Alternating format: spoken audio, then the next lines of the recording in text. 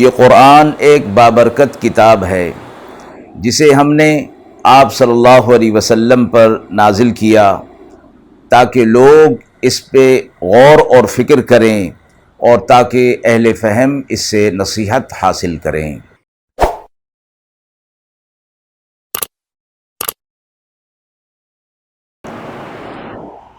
بسم اللہ الرحمن الرحیم۔ السلام علیکم ورحمۃ اللہ وبرکاتہ۔ ناظرین کرام، درس قرآن مجید کے آج کے اس پروگرام میں ہم سورۃ الانعام کی آیت نمبر 95 تا 98 کا ترجمہ اور تفسیر پیش کر رہے ہیں اور آخر میں پوچھے گئے سوال کا جواب ہوگا۔ اعوذ باللہ من الشیطان الرجیم، بسم اللہ الرحمن الرحیم۔ ان اللہ فالق الحب والنوى يخرج الحي من الميت ومخرج الميت من الحي ذلكم الله فأنى تؤفكون۔ فالق الإصباح وجعل الليل سكنا والشمس والقمر حسبانا ذلك تقدير العزيز العليم۔ وهو الذي جعل لكم النجوم لتهتدوا بها في ظلمات البر والبحر قد فصلنا الآيات لقوم يعلمون۔ وهو الذي أنشأكم من نفس واحدة فمستقر ومستودع قد فصلنا الآيات لقوم يفقهون۔ آیت مبارکہ کا ترجمہ ملاحظہ فرمائیں۔ بے شک اللہ پھاڑنے والا ہے دانے کو اور گٹھلی کو، نکالتا ہے مردہ سے زندہ اور نکالنے والا ہے زندہ سے مردہ۔ یہ اللہ ہے، پھر تم کدھر بہکے جاتے ہو۔ پھاڑ نکالنے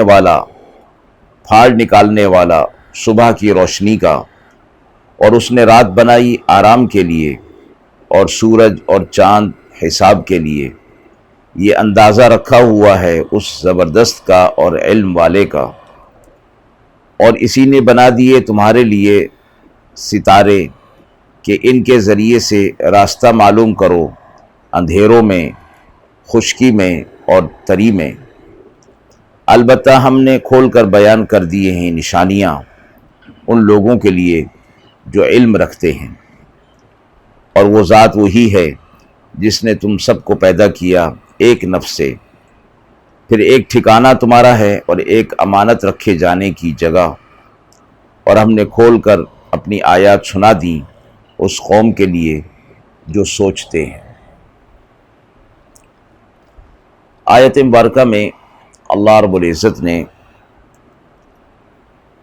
اپنی نشانیوں سے غافل انسان کی توجہ ان چیزوں کی طرف کرائی ہے کہ جو انسان دن اور رات اٹھتے بیٹھتے اپنے دائیں بائیں ان کے مشاہدات دیکھتا رہتا ہے، لیکن ان کی طرف غور نہیں کرتا۔ غور اور فکر کی دعوت دینے کے لیے اللہ رب العزت نے اپنی بے پناہ قدرت اور بے پناہ علم کے چند نمونے انسانیت کے سامنے رکھے ہیں۔ فرمایا ان اللہ فالق الحب والنوى، اللہ پھاڑنے والا ہے گٹھلی کو اور دانے کو۔ وہ دانہ جو ایک انسان، ایک کسان زمین کے اندر ڈال دیتا ہے، گٹھلی زمین کے اندر ڈال دیتا ہے، اب اس گٹھلی کے اندر سے اللہ رب العزت کی قدرت کا ایک کرشمہ ظاہر ہونا شروع ہوتا ہے، اور مٹی کے اندر اندھیرے میں جا چھپتا ہے وہ دانہ اور وہ گٹھلی۔ پھر وہ اس کو وہاں سے پھاڑ دینا اور اس میں سے نازک کونپل نکلنا اور پھر اس کے ذریعے سے بڑا درخت بن جانا۔ فرمائے کہ یہ سب اللہ کی قدرت کی کاریگری ہے۔ انسان صرف اتنا کرتا ہے کہ زمین کو نرم کر دیا، گٹھلی اور دانے کو زمین میں ڈال دیا، اور اس گٹھلی اور دانے سے جو پتے، جو پھل اور پھول نکلنے والے ہیں، اس کے راستے میں جو رکاوٹیں ہیں اس کو دور کر دے، پانی ڈال دے۔ لیکن یہ اس کی قدرت کی بات نہیں، اس کے بس کی بات نہیں کہ وہ مٹی کے اندر ڈالے ہوئے دانے کو پھاڑ دے اور اس میں سے کوپل کو نکال دے۔ تو آیت مبارکہ میں فرمایا گیا کہ یہ اللہ ہی ہے جو یہ سب کچھ کر رہا ہے، انسان کے بس کی یہ بات نہیں ہے۔ اور انسان تو اس نکلنے والے پودے کی ایک کوپل بھی نہیں بنا سکتا، ایک پتا بھی نہیں بنا سکتا۔ یہ اللہ کی قدرت کی کاریگری ہے کہ اللہ اس ایک چھوٹے سے دانے سے اتنا بڑا درخت اور اس میں عجیب و غریب قسم کے پھل اور پھول اور پتے پیدا کر دیتا ہے۔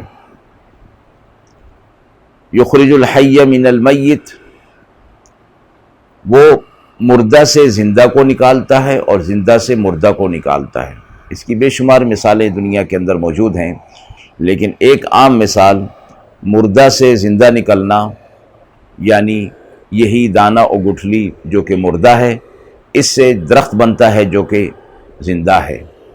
اسی طرح فرمایا کہ انڈا جو ہے یہ مردہ ہے اور اس سے نکلنے والا بچہ اور چوزہ وہ زندہ ہے۔ اور پھر اس کے برعکس کہ چوزے سے، مرغی سے پھر انڈا جو ہے وہ برآمد ہوتا ہے، وہ مردہ ہوتا ہے۔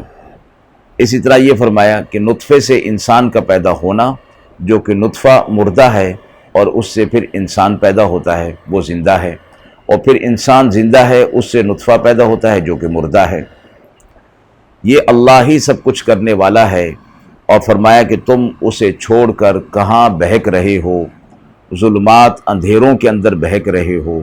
اللہ اتنی بڑی قدرت والا، اتنی بڑی طاقت والا، تم اس کی عظمت کے قائل نہیں ہوتے اور دوسروں کی طرف جا رہے ہو۔ اگلی آیت میں فرمایا کہ اللہ صبح کا پیدا کرنے والا ہے، فالق الاصباح، نکال دیتا ہے پھاڑ کر صبح کو، رات کے اندھیروں سے صبح کی روشنی کو نکالتا ہے۔ رات کی اندھیری چادر پھٹ جاتی ہے اور اس میں سے روشن دن برآمد ہو جاتا ہے۔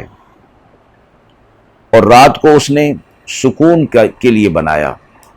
یہ اللہ رب العزت کی طرف سے اتنی بڑی نعمت فرمائی گئی کہ رات کا آ جانا اور پھر دن کا آ جانا، یہ بڑی نعمت ہے کہ رات آتی ہے تو انسان کو سکون کا ایک موقع از خود قدرت کی طرف سے مہیا ہو جاتا ہے۔ یعنی وہ انسان کہ جو دن بھر اپنے کام کاج کے اندر مشغول ہے، وَجَعَلْنَا النَّهَارَ مَعَاشًا، کہ ہم نے دن کو تمہاری معیشت کے لیے بنا دیا، دن میں تم اپنے کام کاج کرتے ہو، تو انسان کی یہ بس کی بات نہیں کہ زیادہ وقت تک کے لیے اپنے آپ کو محنت اور مشقت کے اندر مشغول رکھ سکے۔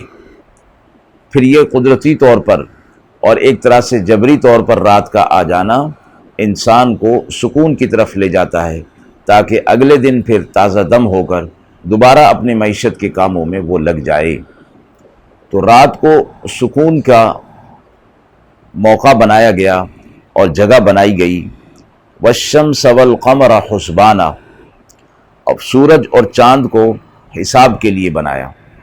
فرمایا دن اور رات کا حساب، اس سے گھنٹوں، منٹوں کا، پھر دن کا، پھر ہفتوں، مہینوں اور سالوں کا حساب اسی شمسی اور قمری حساب سے لگایا جاتا ہے۔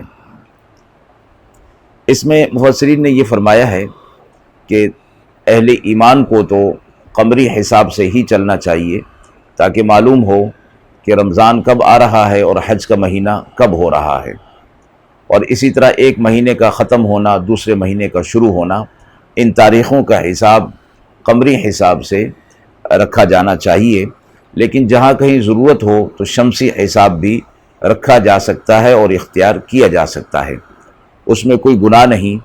البتہ فرمایا کہ یہ ایک گناہ کی بات ہوگی اور یہ اپنے دین اور شریعت کی فراموشی والی بات ہوگی کہ قمری حساب کا بالکل ہی معلوم نہ ہو کہ کب رمضان شروع ہوگا اور کب مہینہ ختم ہو رہا ہے اور کب شروع ہو رہا ہے، تو اس چیز کا بھی دھیان ہو۔ البتہ استعمال کے لیے اگر شمسی حساب رکھا جائے تو کوئی حرج نہیں۔ ذالک تقدیر العزیز العلیم، یہ دن اور رات کا آنا اور یہ سورج اور چاند کا چلنا کہ جو اپنے اپنے راستوں میں چلتے ہیں اور ایک سیکنڈ کا بھی فرق نہیں ہوتا، موسم کے اعتبار سے ان کے اندر اونچ نیچ اللہ کی طرف سے ہوتی رہتی ہے، تو فرمایا کہ یہ اندازہ رکھا ہوا ہے اس ذات کا جو زبردست ہے اور علم رکھتا ہے۔ اسی طرح فرمایا کہ وہی ذات ہے جس نے تمہارے لیے ستارے بنائے اور تم ان کے ذریعے سے سمتیں معلوم کرتے ہو، رات کے وقت میں، خشکی میں بھی اور سمندروں میں بھی۔ یہ سلسلہ آج بھی جاری ہے اور یہ قیامت تک جاری رہنے والا ہے کہ اللہ رب العزت نے جہاں ان کو آسمان کی زینت کے طور پر بنایا، وہاں سمت معلوم کرنے کا بھی ایک بڑا ذریعہ ہے۔ جبکہ مشینی دور نہیں تھا تو اسی سے ہی کام لیا جاتا تھا، اور ہم نے یہ اپنی نشانیاں کھول کر بیان کر دیں ان لوگوں کے لیے جو علم رکھتے ہیں۔